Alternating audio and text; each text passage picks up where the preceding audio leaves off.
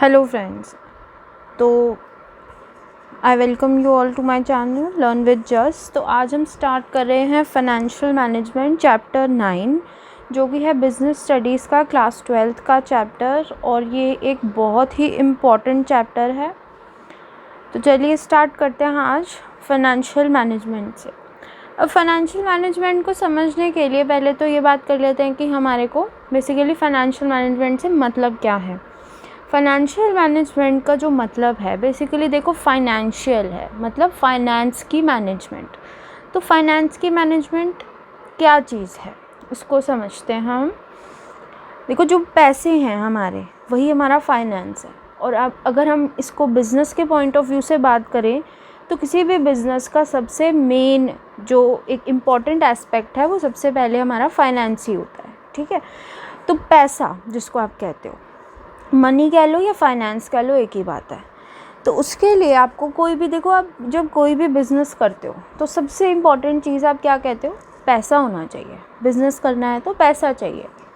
ठीक है, तो अगर अब हम ये कहते हैं कि पैसा होना चाहिए तो इसका मतलब है कि उस पैसे को आप प्रॉपरली यूज़ भी करोगे। और आपका बिज़नेस अगर आपने खोला है तो आपका एम क्या रहता है कि भाई इसको बढ़ाएंगे, इससे हमें प्रॉफिट हो, हम इसको ग्रो कर सकें, इसको और बढ़ा सकें। तो उसके लिए हम क्या करते हैं, बिज़नेस करते हैं।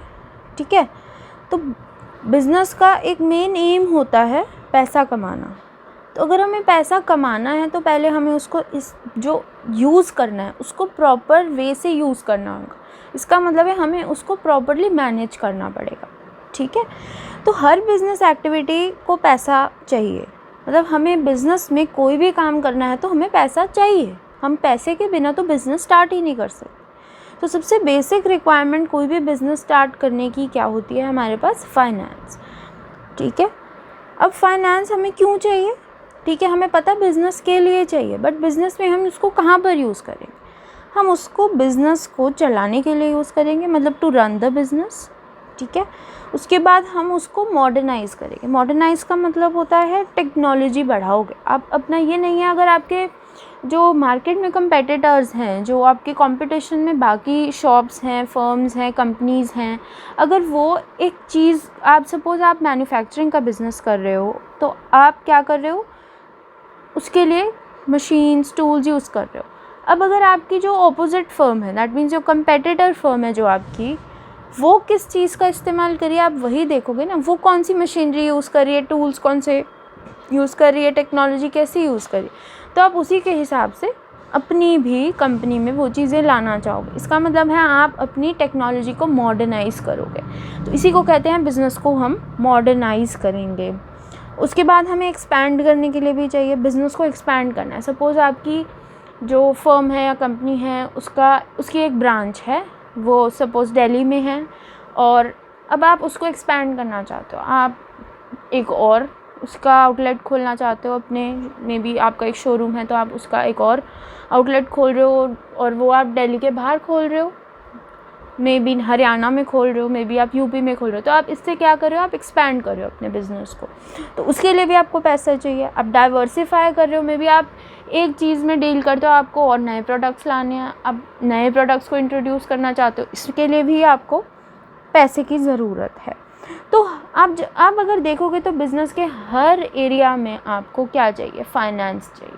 ठीक है, तो मतलब बेसिकली मीनिंग ये है कि बिज़नेस को आप मनी या फाइनेंस के बिना नहीं चला सकते। बेसिकली ये मतलब है यहाँ पर। ठीक है, और हमें हर बिज़नेस के काम में मशीनरी ख़रीदनी है तो पैसा चाहिए, एसेट्स कोई और ख़रीदने हैं तो पैसा चाहिए, इन्वेस्टमेंट करनी है कहीं पे तो पैसा चाहिए, आपको कुछ ख़रीदना है अपनी कंपनी के लिए तो पैसे चाहिए, आपको उसके लिए टेक्नोलॉजी इम्प्रूव करनी है पैसा चाहिए, पेटेंट्स ख़रीदने हैं, कुछ टेक्निकल एक्सपर्टाइज लेनी है, मतलब अच्छा एक्सपर्ट्स को हायर करना है पैसा चाहिए, स्टाफ को हायर करना है पैसा चाहिए। हर चीज़ के लिए from starting to end business के लिए पैसा चाहिए आपको। ठीक है, तो आप सोच रहे हो कितना इम्पॉर्टेंट है आपके लिए पैसा बिज़नेस के लिए। ठीक है, अब फाइनेंस जो है बिज़नेस के, ये नहीं कि कुछ चाहिए या कुछ लॉन्ग टर्म का ही हमारे को कुछ ख़रीदना है या कोई एसेट चाहिए, तो हम अपने पैसे लगाएंगे, नहीं। बट छोटी छोटी डे टू डे आपको सैलरीज भी पे करनी है, आपको बिल्स पे करने हैं, आपके डे टू डे काम जो बिज़नेस के हैं उनके लिए पैसा चाहिए होगा। तो इसके लिए क्या है, एक तो प्रॉपर फाइनेंस अवेलेबल होना चाहिए, और उसके बाद उससे भी इम्पॉर्टेंट है कि अगर आपको सर्वाइव करना है मार्केट में, तो आप क्या करोगे, अपने जो बाकी फर्म्स एग्जिस्ट कर रही हैं आपके कंपटीशन में, आप उनके बराबर चलना चाहोगे। तो उनके बराबर आने के लिए फिर आपको इन्वेस्ट करना पड़ेगा, कहीं ना कहीं कुछ ना कुछ इम्प्रूवमेंट करनी पड़ेगी, तो उसके लिए फिर से आपको पैसा चाहिए। ठीक है, तो इससे हम समझते हैं कि बिज़नेस के हर स्टेप पर, डे टू डे लाइफ में, लॉन्ग टर्म में, हर तरफ एक पैसे की रिक्वायरमेंट रहती ही रहती है। ठीक है, हाँ जी। तो हम बात करते हैं अब कॉन्सेप्ट ऑफ फाइनेंशियल मैनेजमेंट। अब बेसिकली फाइनेंशियल मैनेजमेंट क्या कहना चाहता है, हमारे को किस पर्पस के लिए फाइनेंस को मैनेज करना है। फाइनेंस तो समझ लिया हमने, हमें क्यों चाहिए फाइनेंस, अब हमें उसको मैनेज भी करके चलना पड़ेगा, और उसको मैनेज कैसे करना है और क्यों करना है, ये अब हम फर्दर चैप्टर में पढ़ते हैं। सबसे पहले तो देखो, फाइनेंशियल मैनेजमेंट जो है वो इसलिए रिक्वायर्ड है क्योंकि हमारे को कुछ ना कुछ यूज़ करना है, मतलब ऑप्टिमम प्रोक्योरमेंट के लिए चाहिए, और उसके बाद एक प्रॉपर यूसेज के लिए उसको मैनेज करके चलना पड़ेगा। मतलब है ऑप्टिमम प्रोक्योरमेंट, मतलब हमारे को कुछ आगे इन्वेस्टमेंट करनी है, हमारे को कोई ऐसा डिसीजन लेना है जो हमारे बिज़नेस को इम्पैक्ट कर सकता है, तो उसके लिए अभी हमें फ्यूचर के लिए पहले से ही डिसाइड करके चलना पड़ेगा। जी, हम फाइनेंस को इसमें लगाते हैं तो हमारे को क्या मिलेगा, हमारे को कितनी रिटर्न्स मिल पाएंगी, उससे हमें कितना प्रॉफिट मिल पाएगा, उससे बिज़नेस कितना ग्रो कर पाएगा। तो इसको कहते हैं ऑप्टिमम प्रोक्योरमेंट। आपने ख़रीद तो लिया, अगर आप बिज़नेस में कुछ भी महंगा ख़रीद लेते हो तो फिर उसके बाद उससे प्रॉफिट जो आपको वो कम हो रहा है, तो फिर तो बिज़नेस के लिए जो आपने इन्वेस्टमेंट की वो तो यूज़लेस होगी आपकी। ठीक है, तो इसलिए आप पहले से उसका एडवांस में आप पहले से तैयारी करके चलते हो कि ठीक है, अगर मैं इसमें इन्वेस्टमेंट करता हूँ या करती हूँ तो उसके बाद मुझे इतने रिटर्न्स मिलने वाले, तभी आप करोगे इन्वेस्टमेंट। तो ये डिसीजन ले रहे हो आप, तो आज का डिसीजन आपके बिज़नेस को कल बहुत अफेक्ट करने वाला है। अगर आपने अच्छा डिसीजन आज लिया तो आपका जो कल फ्यूचर आ रहा है तो वो फ्यूचर बहुत अच्छा होगा, ठीक है, ब्राइट होगा। बट अगर आप ऐसा डिसीजन ले लेते हो कोई भी और आप उसको सोच के ये चलते हो कि आप रिवर्स कर लोगे, तो वो बहुत डिफ़िकल्ट होता है। तो इसलिए अगर आज आप कोई भी डिसीजन ले रहे हो बिज़नेस के लिए अपने, आप ये सोच के चलो कि वो आपको बहुत हाईली एडवर्सली भी अफेक्ट कर सकता है और पॉजिटिवली भी अफेक्ट कर सकता है। तो मतलब उसके नेगेटिव और पॉजिटिव्स आप पहले से ही देख के चलोगे कि भाई आपको फ्यूचर में क्या होने वाला है, तभी आप प्रॉपरली उसको मैनेज कर पाओगे। ठीक है, इन्हीं बातों को हम क्या कहते हैं, फाइनेंशियल मैनेजमेंट कहते हैं। ठीक है, अब बात करते हैं ऑप्टिमम प्रोक्योरमेंट के लिए। हम प्रॉपरली सोर्सेज देखते हैं कि भाई फाइनेंस आएगा कहाँ से। ठीक है, हमें चाहिए प्रोक्योर करना मतलब लेना, तो आप फाइनेंस लाओगे कहाँ से। आपके पास जो थे, आपने बिज़नेस में सपोज 10 लाख रुपीज़ आपके पास थे, वो आपने बिज़नेस में डाल दिया, आपने एसेट्स खरीदे, मशीनरी खरीदी, आपने लैंड खरीदी, आपने ये सब यूज़ कर लिया। बट अब आपको और भी इन्वेस्टमेंट चाहिए, तो आप क्या करोगे, आप कहीं और से लाओगे। अब उनके सोर्सेज क्या होने वाले हैं, भाई आप कहीं से लोन ले लोगे, कहीं आप अपने डिबेंचर्स ले आओगे मार्केट में, आप इक्विटी से उठा लेते हो पैसे। तो ये सब हैं, ये हैं सोर्सेज आपके बेसिकली कि आप फाइनेंस को प्रोक्योर कहाँ से करते हो। और अगर आप कर रहे हो, आप ये देख के करोगे कि अगर मैंने आज लोन लिया है, मैंने 5% पे लोन लिया, this is just an example, तो मैंने आज 5% पे अगर लोन ले लिया है, कल मैं क्या उसको 5% को रिटर्न कर पाऊँगा। तो आप ये पहले से ही डिसाइड करके चलोगे। ठीक है, मैं अब अपने बिज़नेस के लिए प्लान करके चलते हो, ठीक है ना। तो इसीलिए हमारे को फाइनेंशियल मैनेजमेंट यही कहती है कि आप अगर फंड्स को कहीं से प्रोक्योर कर रहे हो तो उसका पहले ये देख लो जी कि आप सही सोर्स से फ़ंड को रेज़ कर रहे हो, ठीक है, और उसका यूज़ भी प्रॉपर कर रहे हो। ये नहीं आपने फ़ंड तो ले लिए, सपोज़ आपने इक्विटी रेज़ कर ली है, अब आप इक्विटी शेयर होल्डर्स आपके होंगे, अब आपने इक्विटी से पैसा रेज़ किया, अब आप उस पैसे को ऐसी जगह इन्वेस्ट कर देते हो जहाँ पे वो पैसा डूब जाएगा, तो इसका तो मतलब है आपकी कंपनी को लॉस हो गया और आपके जो शेयर होल्डर्स हैं उनको भी लॉस हो गया। तो आपको क्या लगता है, वो आपके जो शेयर होल्डर्स हैं वो आपके शेयर होल्डर्स फ्यूचर में रहना चाहेंगे? बिल्कुल भी नहीं। ठीक है ना। तो आपकी कंपनी की वैल्यू डाउन हो जाएगी, मार्केट वैल्यू कुछ नहीं रहेगी, आपके शेयर्स डाउन हो जाएंगे, ठीक है ना। तो उससे आपकी कंपनी को बहुत ज़्यादा लॉस होगा। तो आप ऐसा कभी भी अपनी कंपनी के साथ करना नहीं चाहोगे। इसीलिए बोला जाता है कि आप पहले से मैनेज करके चलो अपने फाइनेंसेस को, उनके प्रॉपर सोर्सेज देखो, उसके बाद उनकी यूसेज भी प्रॉपर होनी चाहिए, ठीक है ना। और ये नहीं है कि कंपनीज़ को, बेसिकली हम बिज़नेस के पॉइंट ऑफ व्यू से पढ़ रहे हैं, बट बेसिकली ये अप्लाई होता है हर हाउस होल्ड को, हर इंडिविजुअल को, कि अगर आपके पास पैसे हैं तो आप उनको मैनेज करना सीखिए, ठीक है ना। इसीलिए कहा जाता है कि पैसे को संभालना बहुत ही डिफ़िकल्ट काम है, क्योंकि आप संभालोगे तो फिर आपका देखो कहीं ना कहीं खर्चा करने का मन करता है। या आपके चैप्टर में भी एक पॉइंट आएगा कि अगर आपके पास पैसा पड़ा है तो it is better idle cash मत रखो, उसको इन्वेस्ट कर दो, क्योंकि आइडल कैश पड़ा होता है अगर हमारे पास, तो हम उसको क्या करते हैं, यूज़लेस खर्चे हम उससे करते हैं, तो हमें नहीं करने हैं। इससे बेटर हम उसको प्रॉपर्ली इन्वेस्ट करें, हम उससे कुछ सेव कर, मतलब इन्वेस्ट करके कुछ ना कुछ उससे अर्न कर पाएँ। इसीलिए कहा जाता है कि पैसे को कभी भी आइडल नहीं रखा जाना चाहिए, उसको इन्वेस्ट कर देना चाहिए। घर में पैसा रख के आपको कुछ रिटर्न नहीं मिलेगा, बट अगर आप उसको बैंक्स में डाल देते हो, किसी स्कीम में डाल देते हो, कहीं पर भी इन्वेस्टमेंट करते हो, तो इट विल बी प्रॉफिटेबल आपके लिए, ठीक है ना। क्योंकि खाली कैश घर में पड़ा हुआ यूज़लेस रहता है, ठीक है। तो आगे बढ़ लेते हैं। तो जब भी हम ऑप्टिमम प्रोक्योरमेंट कर रहे हैं, इसका मतलब है हम सोर्सेज, जिस भी सोर्स से फाइनेंस को उठा रहे हैं, मे बी डिबेंचर्स हैं, लॉन्ग टर्म लोन ले लेते हैं हम बैंक से, हम इक्विटी शेयर्स में इन्वेस्ट कर देते हैं, हम प्रेफरेंस शेयर्स से इन्वेस्ट कर देते हैं, रेस कर लेते हैं पैसे को, या कोई भी, तो उसके लिए हमें उसके साथ के जो रिस्क आने वाले हैं, उनकी कॉस्ट पड़ने वाली है, हम उसको पहले से ही प्लान करके चलते हैं। तो इसी को कहा जाता है ऑप्टिमम प्रोक्योरमेंट, ठीक है। नेक्स्ट बात करते हैं कि जो भी हमने फाइनेंस रेज़ किया है उसको इस तरीके से हम इन्वेस्ट करें ताकि हमें मैक्सिमम रिटर्न मिल पाए, ठीक है। आज हम जो भी किसी का पैसा हमने लिया है, सपोज़ हमने 10 लाख रुपीज़ और रेज़ कर ली हैं, तो अब हम 10 लाख को ऐसे कहीं पे इन्वेस्ट करें कि वो 10 के 20 हो, ना कि 10 के 5 रह जाएं, ठीक है ना। ताकि 10 में से अगर आपको वापस करने हैं 12, मतलब 10 लाख आपने किसी से लिया है, तो obviously you will pay interest. तो आप अगर उस पर 2 लाख रुपए का इंटरेस्ट भी भरते हो तो 12 लाख रुपए आप पे कर दोगे। तो अगर आप 10 के 20 कमा लोगे, दैट मीन्स 10 लाख के 20 लाख कमा लोगे, तो उसमें से तो आप 12 लाख पे करके 8 लाख आपके हुए, प्रॉफिट हुआ आपको। बट अगर आप 10 लाख इन्वेस्ट करके आपको उसके ऊपर अभी 2 लाख का लोन भी जो है, 2 लाख का इंटरेस्ट भी देना है, तो 10 लाख प्लस 2 लाख 12 लाख रिटर्न करने हैं, और आपको जहाँ पे आपने इन्वेस्ट करने हैं वहाँ पैसा डूब गया, दैट मीन्स 10 लाख के आपको वापस क्या मिलते हैं, 5 लाख रुपए। तो आपको तो डबल नुकसान हो गया ना, भरने तो आपको वापस से 12 लाख ही पड़ेंगे, तो वो आप कैसे भर पाओगे, नुकसान हो जाएगा आपका। तो इसीलिए प्रॉपर हमारे को इन्वेस्टमेंट भी इसी तरह से करनी चाहिए, जहाँ पर हमारे को इन्वेस्टमेंट है वो हमारी कॉस्ट से ज़्यादा मिल पाए हमें, ठीक है। हमेशा हमारी इन्वेस्टमेंट ऐसी होनी चाहिए कि जो रिटर्न्स फ्रॉम इन्वेस्टमेंट हमारी आती है वो हमेशा ज़्यादा होनी चाहिए, किससे, cost of procuring funds.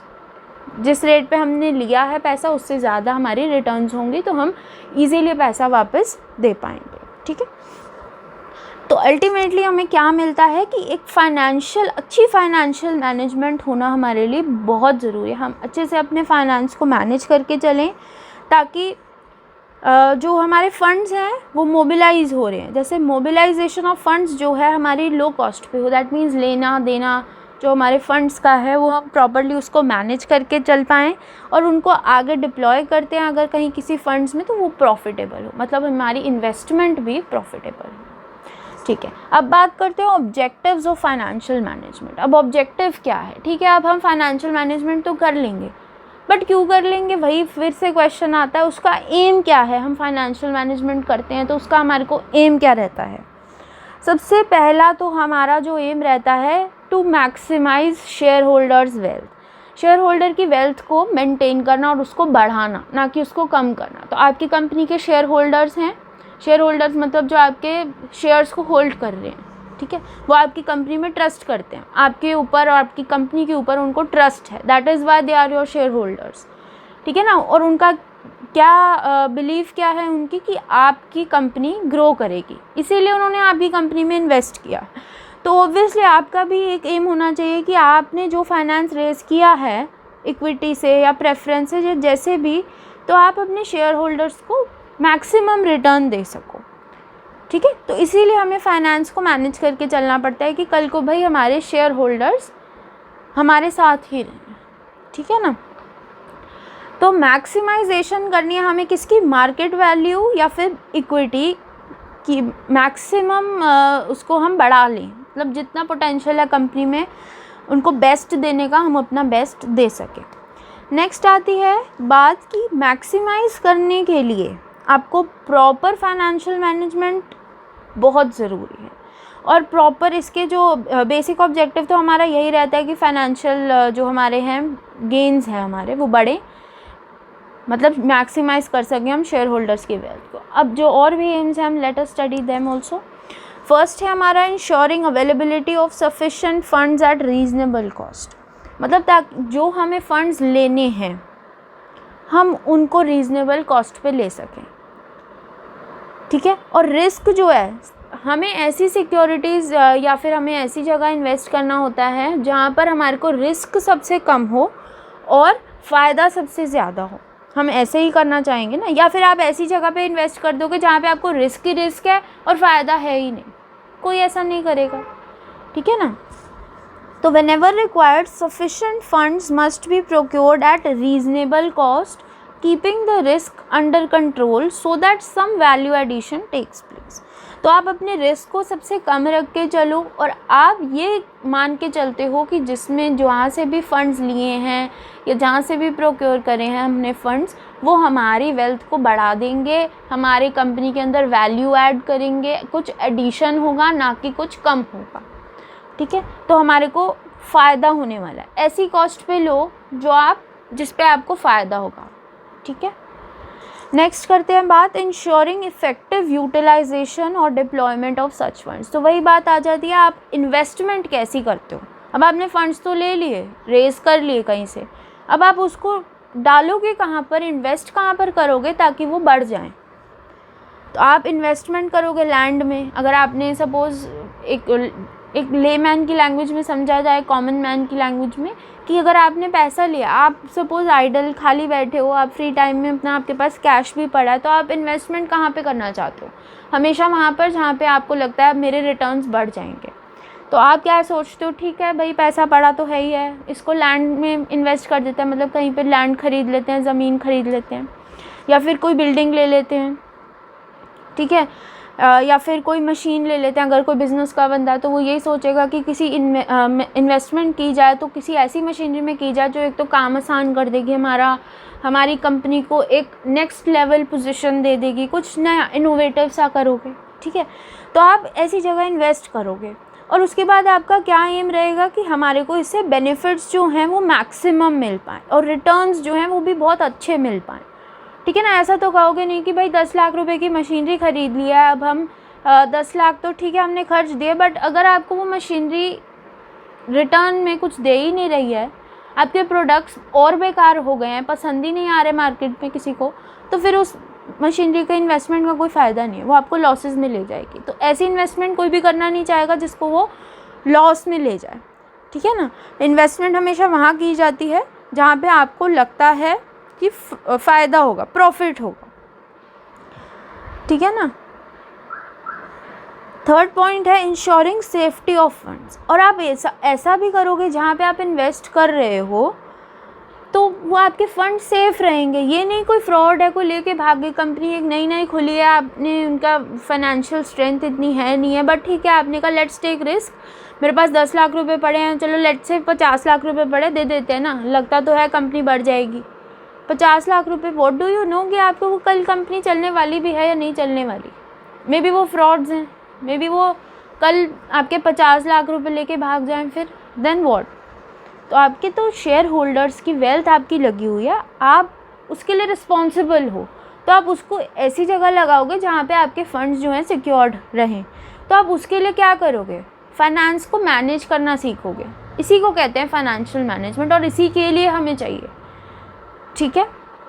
Last है अवॉइडिंग आइडल फाइनेंस। अभी मैंने आपको बताया आइडल फाइनेंस का मतलब है पैसा खाली पड़ा हुआ है, तो वो तो यूज़लेस है आपके लिए। 10 लाख रुपए आपके घर में पड़े हैं, 10 लाख के 10 लाख ही रहेंगे। ये नहीं कि आपने आज ड्रॉर में 10 लाख रुपए डाल दिए हैं, वो आपको कल सुबह उठ के आप देख रहे हो कि नहीं जी वो 12 लाख रुपए हो गए। ऐसा तो होगा नहीं ना, this is no magic.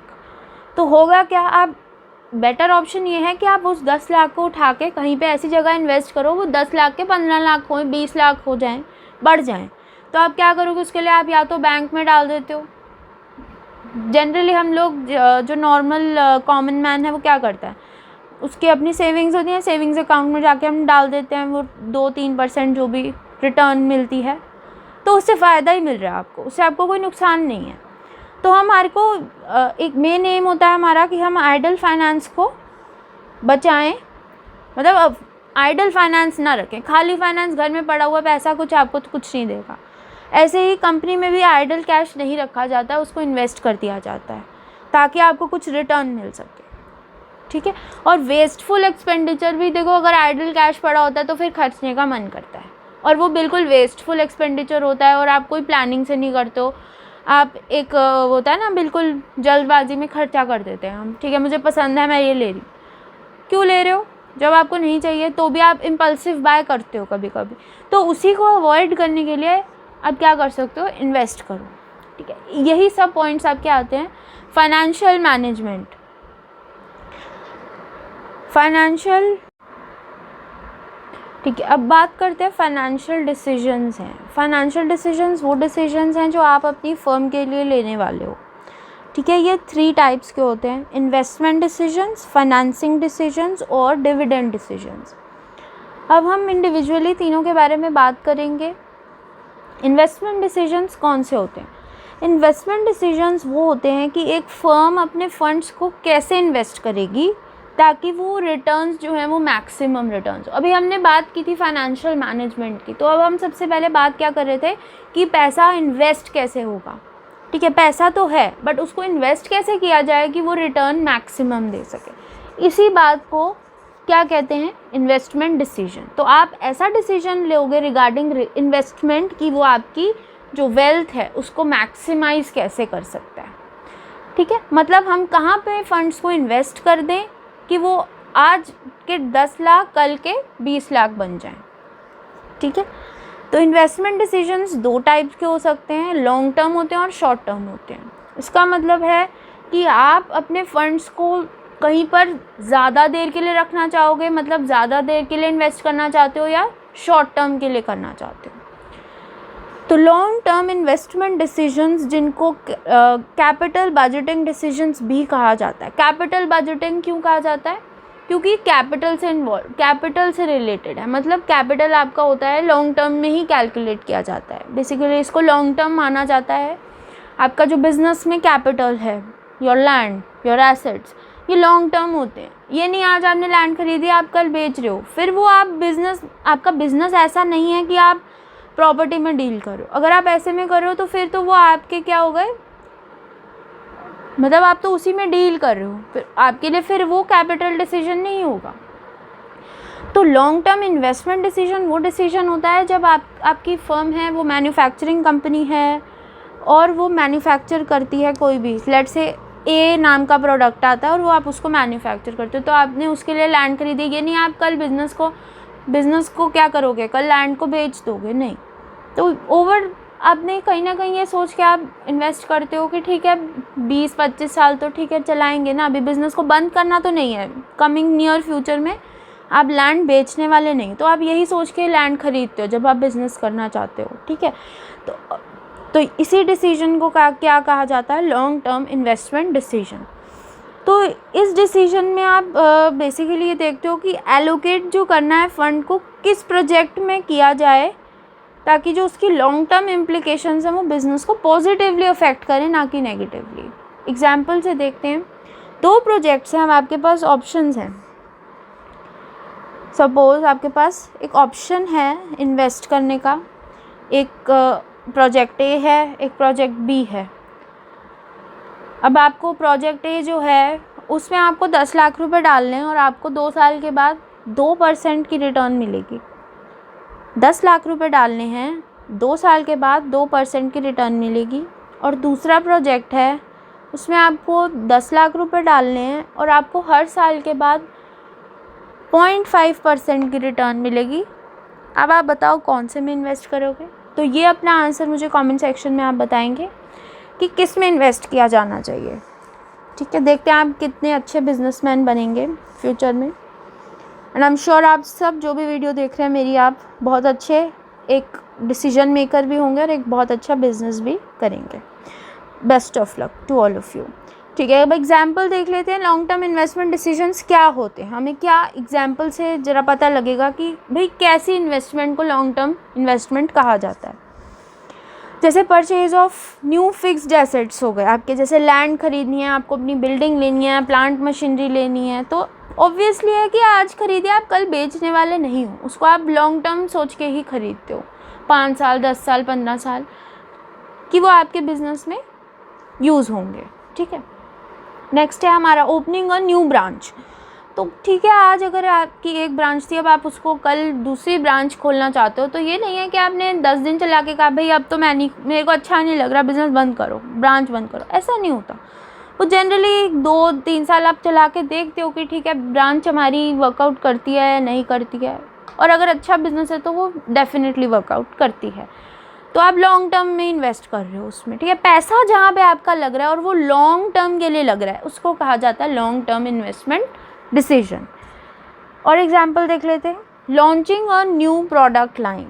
New product line आप लॉन्च कर रहे हो, मे बी आप जो आपकी कंपनी है वो आप मे बी क्लोथिंग ब्रांड हो, आप क्लोथ्स बनाते हो, मैन्युफैक्चर करते हो, तो अब आपको लगता है हाँ जी बिज़नेस बहुत अच्छा चल रहा है और अब हमें एक्सपैंड करना है, तो आप क्या करोगे? आप एक नई प्रोडक्ट लाइन में एक्सपैंड करना चाहते हो, मतलब अब आप कपड़े बना रहे हो तो आप उसके साथ में शूज़ मैन्युफैक्चर भी करना चाहते हो, तो आपने एक नई प्रोडक्ट की लाइन ले ली है, तो ऑब्वियसली पैसा तो तेरे को लगेगा ही लगेगा। तो this is called again long term investment decision. Next हमारे पास आता है investing in advanced techniques of production. Advance technique में आप इन्वेस्ट कर रहे हो, मतलब आप कहीं से बहुत अच्छी टेक्नोलॉजी लाना चाह रहे हो, मे बी आप फ़ॉरेन किसी कंट्री से कोई अच्छी ऐसी टेक्नोलॉजी परचेज़ कर रहे हो, तो वो डेफिनेटली अगर आप अच्छी टेक्नोलॉजी ले रहे हो तो उसमें अच्छा खासा पैसा आपका जाने वाला है, तो फिर वो आपकी इन्वेस्टमेंट हो गई। और अगर वो आपको फ्यूचर में अच्छे प्रॉफिट्स देने वाला है, मतलब रिटर्न्स, तो ऑब्वियसली अगर आप लोगे अच्छी टेक्नोलॉजी तो अच्छी रिटर्न्स भी मिलेंगे, तो फिर आपका ये क्या हो गया? इन्वेस्टमेंट डिसीजन हो गया। Major expenditure on advertising campaign और रिसर्च एंड डेवलपमेंट प्रोग्राम्स। तो हाँ, R&D का खर्चा जो है आजकल बहुत ही एक इम्पॉर्टेंट ये कॉन्सेप्ट है R&D का।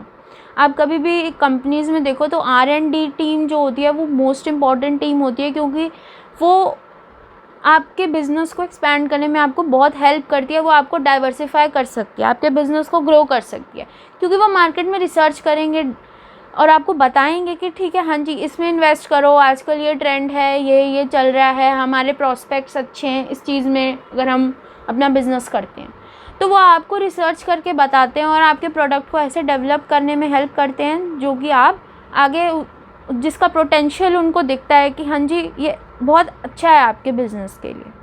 तो ये सब काम कौन करती है? रिसर्च एंड डेवलपमेंट की टीम करती है। तो आप अगर रिसर्च एंड डेवलपमेंट की टीम से एक्सपेक्ट करते हो कि हाँ जी वो हमारे लिए बहुत अच्छा काम करें, तो आपको ऑब्वियसली उनको थोड़ा सा कैश तो ज़्यादा देना पड़ेगा। तो अगर आप रिसर्च एंड डेवलपमेंट टीम को कैश दे रहे हो, आप यही सोच के देते हो कि हाँ जी ये हमारे लॉन्ग टर्म में हमें हेल्प करेंगे, तो आप ऐसे बंदे हायर करते हो, ऐसे लोगों को हायर करते हो, ऐसे एम्प्लॉयज़ लेते हो जो आपको इन चीज़ों में हेल्प करते हो। तो ऑब्वियसली अगर आप उनको हायर कर रहे हो तो आपको कैश ज़्यादा देना पड़ेगा, तो फिर वो आपकी क्या हो जाती है? लॉन्ग टर्म कैपिटल डिसीजन हो जाता है कि हाँ जी हमें करना है या नहीं करना है, तो फिर वो एक डिसीजन आप लेते हो। तो फिर इसमें भी R&D में या एडवर्टाइजिंग का एक, आज एडवर्टाइज़ कर रहे हो, आपको पता है वो आपको एकदम रिटर्न नहीं मिल पाएगा। अगर आप कंपनी में, आपकी बहुत बड़ी कंपनी है और आप एडवर्टाइज़ करते हो तो आपका डेफिनेटली बहुत ह्यूज अमाउंट जाने वाला है एडवर्टाइजिंग में, तो आप उससे ऑब्वियसली आपको रिटर्न तो एक्सपेक्ट आप करते ही हो। अगर आप उसमें 50 लाख डाल रहे हो, सपोज़ आप एडवर्टाइजिंग में 50 लाख डालते हो, तो वो डेफिनेटली एकदम से आपको रिटर्न नहीं देगा, बट येस फ्यूचर में कमिंग ईयर्स में आपको ओवर द टाइम आपको अच्छे बेनिफिट्स उससे मिलने वाले हैं। तो फिर वो आपकी एक इन्वेस्टमेंट हो जाती है कि आपको उससे रिटर्न्स मिलेंगे। ठीक है, अब फर्स्ट है मैनेजमेंट ऑफ फिक्स्ड। अच्छा, अब ये एक आता है हमारे पास मैनेजमेंट ऑफ फिक्स्ड कैपिटल। तो मैनेजमेंट ऑफ फिक्स्ड कैपिटल को हम ये भी कह सकते हैं, नहीं, basically long term investment decision को हम, इन्वेस्टमेंट डिसीजन जो है हमारे लॉन्ग टर्म एसेट्स में हो रहे हैं। ठीक है, लॉन्ग टर्म एसेट्स में क्यों हो रहे हैं? जैसे हम एसेट्स खरीद रहे हैं, बिल्डिंग खरीद रहे हैं, या फिर कोई मशीनरी खरीद रहे हैं, कोई प्लांट खरीद रहे हैं, तो इसका क्या मतलब है, आप फिक्स्ड कैपिटल में इन्वेस्ट कर रहे हो। फिक्स्ड कैपिटल क्या होता है? जो कैपिटल जो फिक्स्ड है आपका, ठीक है, वो बार बार आप उसको खरीद बेच नहीं रहे हो, तो वो आपका फिक्स्ड है। इसीलिए जो लॉन्ग टर्म कैपिटल डिसीजंस होते हैं, इसको हम मैनेजमेंट ऑफ फिक्स्ड कैपिटल के नाम से भी जानते हैं। तो क्वेश्चन इसके बेसिस पर भी आ सकता है। ठीक है, तो इसका एक नाम ही समझो, लॉन्ग टर्म कैपिटल डिसीजंस को कैपिटल बजटिंग डिसीजंस भी बोला जाता है और मैनेजमेंट ऑफ फिक्स्ड कैपिटल भी बोला जाता है। कि आप जो फिक्स्ड कैपिटल लगा रहे हो, मतलब जो चेंजेस नहीं करने वाले हो आप विद इन कमिंग 1 ईयर, ठीक है, तो उसको आप कैसे मैनेज करोगे? तो फिक्स्ड कैपिटल को मैनेज करना भी लॉन्ग टर्म डिसीजन होता है। नेक्स्ट आता है इम्पोर्टेंस ऑफ इन्वेस्टमेंट डिसीजन। अब इन्वेस्टमेंट डिसीजन इम्पॉर्टेंट क्यों है हमारे लिए? मतलब हम ऐसे ही हैबिजार्डली, ठीक है ना, ये ले लेते हैं एक मशीनरी, क्या ही फ़र्क पड़ता है, 50 लाख रुपए तो लग रहे हैं, हमारे पास तो बहुत पैसा है, तो हम ऐसे ना इम्पल्सिव बाय नहीं करते हैं बिजनेस में। क्यों नहीं करते हैं, यही पढ़ेंगे अभी इसमें कि इम्पोर्टेंस क्या है जी, इन्वेस्टमेंट डिसीजन को इतना सोच समझ के क्यों लेना चाहिए। Investment decisions affect the growth, profitability and risk of the business in the long run. तो ठीक है, अगर आज आप मशीनरी बाय कर लोगे तो 50 लाख की मशीनरी, अगर आप एक 100 करोड़ की फर्म हो तो आपको कोई फ़र्क पड़ने वाला नहीं है, ऐसा आपको लगता है, या आपकी गलतफहमी है? डेफिनेटली वो आपको लॉन्ग टर्म में अफेक्ट करने वाला है। ठीक है ना, तो आपकी ग्रोथ, आपकी प्रॉफिट्स, आपके जो रिस्क हैं बिजनेस में, वो लॉन्ग टर्म में आपको बहुत अफेक्ट करते हैं। अगर आज आप बहुत अच्छी मशीनरी खरीद रहे हो, अगर वो 50 लाख आपने जो इन्वेस्ट करे हैं और वो अच्छी मशीनरी है काफ़ी, तो फिर वो आपके बिज़नेस को डबल फोल्ड भी कर सकती है। अगर आप 100 करोड़ के हो, आप कल वो आप 200 करोड़ के भी बन सकते हो। बट ये याद रखना कि अगर आज की इन्वेस्टमेंट बेकार इन्वेस्टमेंट मानी जाती है, फ्यूचर में प्रूव हो जाती है, तो वो आपका जो 100 करोड़ का बिज़नेस है वो 50 करोड़ का भी रह सकता है, या 10 करोड़ पे भी आ सकता है, इनफैक्ट ख़त्म भी हो सकता है। ठीक है, तो इसीलिए बोला जाता है कि जो इन्वेस्टमेंट डिसीजन है एक बहुत ही इम्पॉर्टेंट डिसीजन है और उसको बहुत ही सोच समझ के लेना चाहिए। फर्स्ट हमारा पॉइंट आता है long term effects on profitability and growth. तो आपके, अभी मैंने आपको यही बोला कि आपके जो बिज़नेस में इफ़ेक्ट होगा वो आपके लॉन्ग टर्म में इफ़ेक्ट आपको दिखेगा। उसका अभी ये सडन इफ़ेक्ट तो दिखेगा नहीं, बट डेफिनेटली लॉन्ग टर्म में उसका पॉजिटिव भी होगा या नेगेटिव भी होगा, तो वो आपको लॉन्ग टर्म में ज़रूर दिखने वाला है। ठीक है, large amount of funds involve. और अगर आप इन्वेस्टमेंट कर रहे हो तो इसका मतलब है डेफिनेटली बहुत फंड्स इन्वॉल्व हैं। अगर आप 50 लाख की मशीनरी खरीद रहे हो तो 50 lakh is a big amount. ठीक है ना, तो बहुत ज़्यादा पैसा इन्वॉल्व करते हैं लॉन्ग टर्म कैपिटल डिसीजंस जो होते हैं, या लॉन्ग टर्म डिसीजंस कह लो आप। तो इसीलिए इनको बहुत ही ध्यान से लेना चाहिए और ना कि एक जल्दबाजी में लेना चाहिए। नेक्स्ट है रिस्क इन्वॉल्व। देखो, रिस्क तो ज़रूर आएगा क्योंकि कैश बहुत ज़्यादा इन्वॉल्व होता है इनमें, और कंपनीज़ हैं, कंपनीज़ बहुत बड़ी बड़ी होती हैं, तो इन्वेस्टमेंट डिसीजन उनको बहुत ध्यान से लेना पड़ता है क्योंकि फ़ंड जो जाएगा बहुत सारा जाएगा, और कल को अगर वो लॉसेस में ले जाए कंपनी को तो फिर तो वो बहुत ही गलत हो जाएगा कंपनी के लिए। तो उसको ख़त्म कर सकता है, बेसिकली वो एंड कर सकता है कंपनी को, एक सिंपल सा इन्वेस्टमेंट डिसीजन। तो इसके लिए हमें क्या करना है, फिक्स्ड कैपिटल जो होता है हमारा, वो हमारे फंड्स बहुत इन्वॉल्व करता है, तो इसीलिए उसको ध्यान से लेना चाहिए। Fixed capital involves investment of huge funds today, however it increases the returns of the firm in the long run. Therefore, these decisions influence the overall business risk of the firm. तो ये business को एक stake पे ले आता है। अगर ठीक है आज का आपका इन्वेस्टमेंट डिसीजन अच्छा रहा तो फ्यूचर में कंपनी बहुत ग्रो करेगी।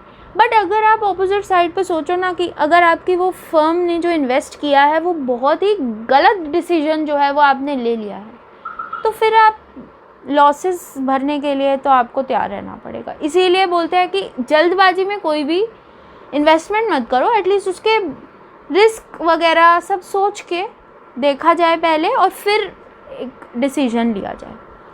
नेक्स्ट है इरिवर्सिबल डिसीजन। तो ये जो पैसा आपने एक बार कहीं पे इन्वेस्ट कर दिया, वही एग्जांपल कंटिन्यू करते हैं अपना। 50 लाख हमने अगर आज मशीनरी में इन्वेस्ट कर दिया है, अगर आपने वो 50 लाख की मशीनरी ख़रीद ली, एक तो आपके 50 लाख चले गए और आपके पास मशीनरी आ गई। अब आप अगर उस मशीनरी को आप सोचते हो 5 दिन बाद कि नहीं ये तो बेकार है, मेरा डिसीजन ही ख़राब है, तो एक तो वो 50 लाख की मशीनरी है वो 50 लाख की नहीं रह जाएगी। अब इसको अच्छे से समझते हैं। आजकल जो ट्रेंड चल रहा है, हम लोग फ़ोन्स लेते हैं, हम एक बहुत ही महंगा फ़ोन हमने ले लिया किसी भी कंपनी का, और वो हमारा आता है अराउंड मान लो 70,000 का। तो वो फ़ोन अगर मैंने ले लिया है और आज मेरे को बड़ा अच्छा लग रहा था उसको देखने में, मैंने उसके कोई फ़ीचर्स नहीं देखे, कुछ भी नहीं देखा, तो मैंने बस ले लिया। बस मुझे क्योंकि उसकी शक्ल बहुत अच्छी लग रही थी फ़ोन की, मैंने ले ली, 70,000 इन्वेस्ट कर दिए। बट अगर अब मैं उसको ले आई हूँ, मुझे वो नहीं पसंद आ रहा, देन व्हाट? आते ही मैं ये कर सकती हूँ कि ठीक है मुझे नहीं पसंद आ रहा, मैं बेच देती हूँ, मैं वापस जाती हूँ सेलर के पास, ये लो भैया मेरे 70,000 रुपये वापस करो, आप फ़ोन रखो अपने पास। नहीं, ऐसा नहीं हो सकता, क्योंकि उसके बाद जो शॉपकीपर होगा फिर वो मुझे वापस फेंक के बोलेगा फ़ोन अपने पास रखो, मैं पैसे नहीं दे रहा, क्योंकि 70,000 की अब उसकी वैल्यू नहीं रह गई है। ठीक है ना? तो वो डेफिनेटली मेरे से 5-10 हज़ार रुपये कम करके कहेगा ठीक है लेने हैं तो ले लो, 60,000 रुपये ले लो आपको लेने हैं तो, 70,000 तो अब मिलने से रहे आपके। तो यही बात है कि अगर एक फ़र्म ने भी इन्वेस्टमेंट कर दी है और अगर उसको अब लग रहा है कि भाई नहीं इन्वेस्टमेंट ठीक जो नहीं है वो सही इन्वेस्टमेंट नहीं है मेरी, तो आप उसको वापस तो कर ही नहीं सकते ना बिना हैवी लॉसेस को इनकर करे। अब अगर वो 50 लाख की मशीनरी थी, वो कहीं ना कहीं डेफिनेटली 5 दिन के बाद उसकी वैल्यू 50 लाख से कहीं ना कहीं 2-4 लाख रुपए कम हो ही गई है, तो अल्टीमेटली आपको लॉस ही होने वाला है। इसलिए इन्वेस्टमेंट डिसीजन बहुत ही ध्यान से लेना चाहिए। A bad capital budgeting decision normally has the capacity to severely damage the financial fortune of a business. इसका मतलब है कि जो आपका आज का गलत कैपिटल बजटिंग डिसीजन जो आपने लिया है वो इतनी कैपेसिटी रखता है आपके बिज़नेस को हिला डुला देने की कि आपका बिज़नेस जो आज 100 करोड़ पे बिल्कुल आसमान में है वो बिल्कुल ज़मीन के अंदर जा सकता है, अल्टीमेटली ख़त्म हो सकता है बिल्कुल बिज़नेस। तो आपको बजटिंग डिसीजंस बहुत ही ध्यान से लेने होते हैं। ठीक है? Therefore these decisions must be taken with utmost care. बहुत ही सोच समझ के ध्यान से ये डिसीजंस आपको लेने चाहिए। ठीक है? प्रॉपर एनालिसिस कर लो, प्रॉपर मैनेज करके चलो भाई, सब कुछ उसका सारा देख के कि भाई कल को आज का जो डिसीजन है कल को हमें भुगतना पड़ेगा, देन व्हाट? तो ऐसा नहीं, आपको सिचुएशन नहीं लानी है। ठीक है? अब हम पढ़ते हैं फैक्टर्स अफेक्टिंग इन्वेस्टमेंट और कैपिटल बजटिंग डिसीजन। तो आप कहीं पे इन्वेस्टमेंट करना चाहते हो तो क्या देख के इन्वेस्ट करोगे? First point, rate of return. अब सबसे पहले ये देखोगे ना, आज अगर मैं इसको 10 लाख रुपए दे रही हूँ या दे रहा हूँ तो मुझे ये वापस क्या देगा? अगर वो 10 लाख के आपको 10 लाख वापस दे देगा तो आप कहोगे कि ये क्या बात हुई, मैंने आपको फिर दिए ही क्यों थे? तो आप डेफिनेटली ये सोच के एक क्राइटेरिया अपने लिए सेट करते हो कि हाँ जी अगर आज मैं 10 लाख रुपए किसी को दे रहा हूँ तो मेरे को डेफिनेटली उससे ज़्यादा करके लेने हैं वापस। ऐसे ही करके देते हो ना। बैंक भी अगर लोन देता है तो वो डेफिनेटली कुछ ना कुछ हमारे से ज़्यादा वापस लेता है। तो इसीलिए अगर आप भी कहीं पे इन्वेस्ट कर रहे हो तो आप यही सोच के करते हो कि ठीक है अगर मैं पैसा लगा रहा हूँ तो मुझे रिटर्न में उससे ज़्यादा वापस चाहिए। अब एग्जाम्पल ले लेते हैं, आपके पास 2 प्रोजेक्ट्स हैं, सेम रिस्क है दोनों में, with a rate of return of 10% and 15% respectively. तो मतलब है कि प्रोजेक्ट ए में जो है आपको 10% का रिटर्न मिलेगा और प्रोजेक्ट बी में 15% का मिलेगा।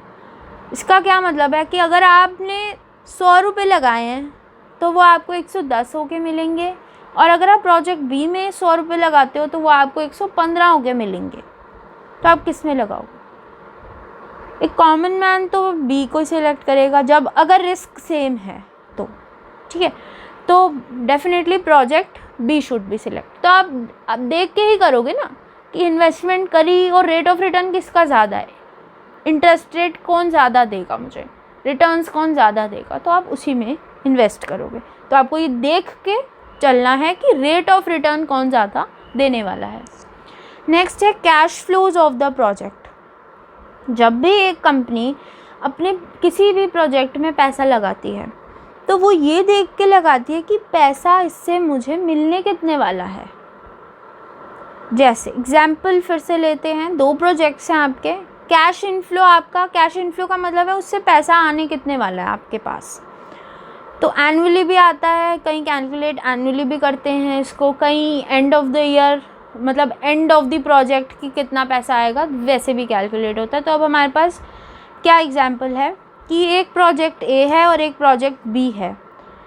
प्रोजेक्ट ए में तो 5 लाख क्या आता है, एनुअली आता है, और हर 4 इयर्स के लिए आपको 5 लाख रुपए मिलते हैं, ठीक है। तो इसका मतलब है 4 साल के लिए 5 लाख रुपए हर साल मिलेगा, तो आपको 20 लाख रुपए इस प्रोजेक्ट से मिलने वाले हैं। सेकंड प्रोजेक्ट है, उसकी एस्टिमेटेड कैश फ्लो क्या है, 18 लाख है आफ्टर 4 इयर्स। तो दोनों प्रोजेक्ट्स 4 इयर्स के हैं। फर्स्ट प्रोजेक्ट में आपको 5 लाख हर साल के एंड में मिलेगा और सेकंड बी प्रोजेक्ट में आपको एंड में लमसम अमाउंट मिलता है 18 लाख। टाइम सेम है, सब कुछ सेम है, बस आपके जो कैश इनफ्लोज हैं वो अलग हैं। तो मेरे हिसाब से तो हमें प्रोजेक्ट ए को लेना चाहिए, क्योंकि अगर हम देखें कि 5-5 लाख हर साल आ रहा है और 4 साल के बाद वो मेरा 20 लाख हो जाएगा, और बी प्रोजेक्ट में मेरे को 18 लाख रुपए मिल रहे हैं, मतलब 2 लाख कम मिल रहे हैं, तो obviously I will go with a, कि मुझे 2 लाख ज़्यादा मिल रहे हैं तो why not go for a, ठीक है। तो आप ये देख के चलते हो कि मुझे रिटर्न्स के साथ साथ कैश कितना ज़्यादा मिलेगा और कब कब मिलेगा, ठीक है। थर्ड है हमारा इन्वेस्टमेंट क्राइटेरिया इन्वॉल्व। तो आपका इन्वेस्टमेंट क्राइटेरिया कैसा है, आपको जब भी इन्वेस्ट करना है किसी भी प्रोजेक्ट में तो आप सर्टेन कैलकुलेशंस लेके चलते हो, आपका इंटरेस्ट रेट, आपके कैश फ्लोज, आपके रेट ऑफ रिटर्न्स। तो ये क्या है, डिफरेंट कैपिटल बजटिंग, आपको इसमें टेक्निक्स भी लगानी पड़ेंगी। बहुत सारी इन्वेस्टमेंट टेक्निक्स होती हैं, जैसे एनपीवी एक होता है, नेट प्रेजेंट वैल्यू मेथड चलता है, internal rate of return method होता है, पे बैक पीरियड मेथड होता है। तो आप ये सब अपने जो डिसीजंस हैं, पहले आप प्रपोज़ल आपके पास जो रखे जाते हैं, आपके सामने रखे जाते हैं प्रपोज़ल कि भाई ये प्रोजेक्ट है, इसमें इतना इन्वेस्टमेंट करोगे तो इतना रिटर्न आएगा, इसमें इतना करोगे तो इतना रिटर्न आएगा। तो उसको आप प्रॉपर्ली, आपकी जो कंपनी की टीम होती है वो आपको प्रॉपर्ली बताती है, सारा एक रिपोर्ट बना के देती है कि इन्वेस्टमेंट का क्राइटेरिया क्या क्या रहेगा, कितना रिटर्न होगा, कितना किसमें क्या क्या मिलेगा, आपको इनफ्लोज कैसे रहेंगे। तो पूरी रिपोर्ट रेडी होती है और उसको कैलकुलेट करने के लिए भी बहुत सारी डिफरेंट टेक्निक्स लगाई जाती हैं, एनपीवी, आईआरआर, पे बैक पीरियड मेथड, बहुत सारे मेथड्स लगाए जाते हैं। और उसके बाद देखा जाता है कि बेस्ट प्रपोज़ल आपका क्या बैठ रहा है। तो आपको इन्वेस्टमेंट क्राइटेरिया भी देखना है कि कैसा इन्वेस्टमेंट क्राइटेरिया रहेगा, उसको सब कुछ कंसिडर करना रहता है, ठीक है। अब हमने लॉन्ग टर्म कैपिटल डिसीजंस की, तो long term capital budgeting decisions की बात कर ली है। अब हम शॉर्ट टर्म कैपिटल डिसीजंस की बात कर लेते हैं। शॉर्ट टर्म कैपिटल डिसीजंस को वर्किंग कैपिटल डिसीजन भी कहा जाता है। वर्किंग कैपिटल होता है क्योंकि करंट नीड्स हैं हमारी और उसमें कैश फ्लो ज़्यादा रहता है। आज कैश दिया, कैश आ गया, कैश गया, कैश चला गया, कैश आ गया, तो ये ज़्यादा रहता है, इसलिए इसको शॉर्ट टर्म कैपिटल डिसीजंस कहते हैं। और ये बहुत ही शॉर्ट पीरियड ऑफ टाइम के लिए इन्वेस्टमेंट होती है। जैसे कि आप कैश से रिलेटेड कह सकते हो, या आपकी इन्वेंट्री जो आपका स्टॉक है उससे जो रिलेटेड डिसीजंस आपके हैं कि आज हमें कितना स्टॉक लेना चाहिए, कितना स्टॉक हमारा चला जाएगा, तो ये सब क्या डिसीजंस आपके रहते हैं, ये शॉर्ट टर्म कैपिटल डिसीजंस रहते हैं, ठीक है।